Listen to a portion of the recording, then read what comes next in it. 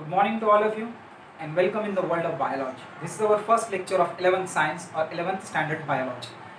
मैं आज आपको बताऊंगा कि हमको क्या पढ़ना है, हमको कौन सा यूनिट स्टार्ट करना है। तो देखिए, सोचा था कि एक टफ यूनिट लूँ ताकि आपका सिलेबस जो है वो फास्ट कट हो, बट फिर लगा कि आप अभी स्टार्ट किए तो थोड़ा सा मुश्किल जाएगा। तो हम क्या करते हैं, सबसे ईजी यूनिट पे पहले स्टार्ट करते हैं, फिर हार्ड की तरफ जाते हैं। तो फर्स्ट यूनिट होगा हमारा द लिविंग वर्ल्ड, कि लिविंग थिंग क्या है, नॉन लिविंग थिंग क्या है, किसे कहते हैं लिविंग थिंग और किसे कहते हैं नॉन लिविंग थिंग।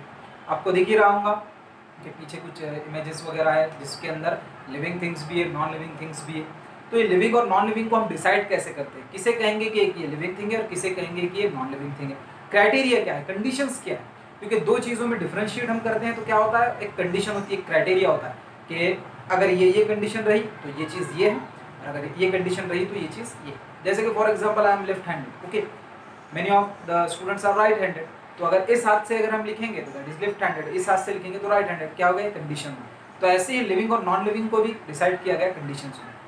तो चलिए लेक्चर को स्टार्ट करते हैं, और लेक्चर की मदद से with the help of board I will explain you what is the living thing and what is the non living thing. Let's come to the lecture. तो चलिए with the help of board हम देखते हैं कि living thing क्या है और non living thing क्या है।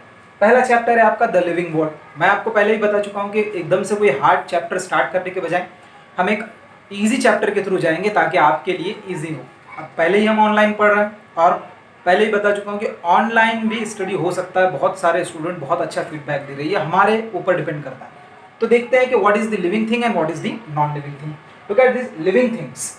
How will we define the living things, हम लिविंग थिंग्स को कैसे डिफाइन करेंगे। Look at this, the organisms which show growth, reproduction and metabolism. मतलब ऐसे ऑर्गेनिज्म या ऐसे थिंग्स जो कि ग्रोथ भी बताते हैं, रिप्रोडक्शन भी बताते हैं और मेटाबॉलिज्म भी बताते हैं।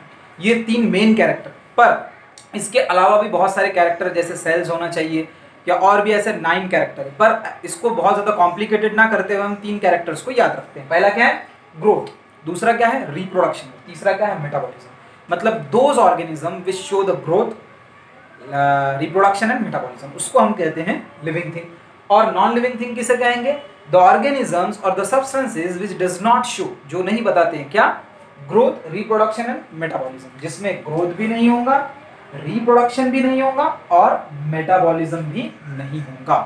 मतलब ऐसे ऑर्गेनिज्म जिसमें ये तीनों भी कैरेक्टर नहीं। जैसे फॉर एग्जांपल हम लिविंग थिंग की कैसे लेंगे एग्जांपल, जैसे कि प्लांट्स है ना, एग्जांपल में एनिमल्स है एंड माइक्रो ऑर्गेनिजम्स। ठीक है, माइक्रो ऑर्गेनिजम्स है, ये सब क्या लिविंग थिंग्स है। इनमें ग्रोथ, मेटाबॉलिज्म सारी चीजें दिखती है जो कि लिविंग थिंग्स में।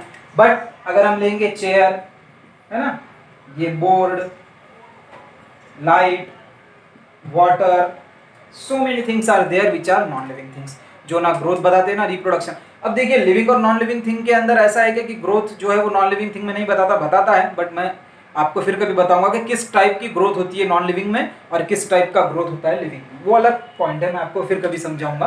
देखिए अब हमको समझना है कि ये ग्रोथ, रिप्रोडक्शन और मेटाबॉलिज्म है क्या।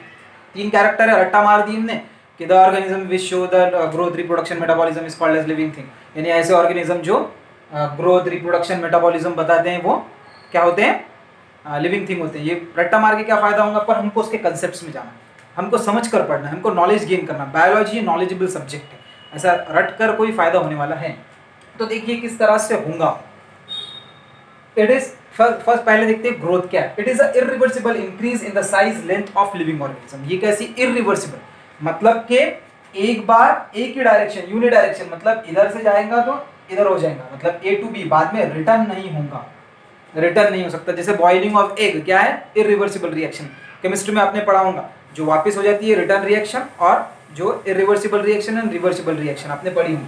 तो ये कैसी इरिवर्सिबल चेंज है, मतलब हम छोटे से बड़े हुए और वापस छोटे हो सकते क्या, नहीं हो सकते कुछ भी करने पर।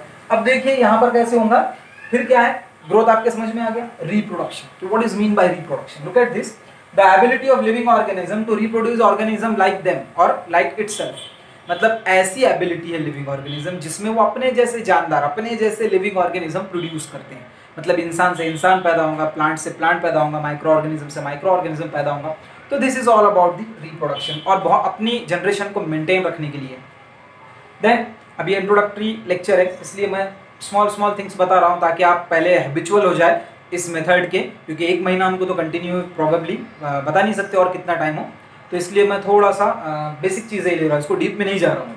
तो मेटाबॉलिज्म, अब मेटाबॉलिज्म क्या होता है? The sum of all chemical reaction occurring in a cell, मतलब एक सेल जो क्या रहता है हमेशा रिएक्शन सेंटर, एक सेल जो है हमारा क्या है बॉडी का रिएक्शन सेंटर, और रिएक्शन सेंटर होने की वजह से सारे रिएक्शंस इसी में होते हैं।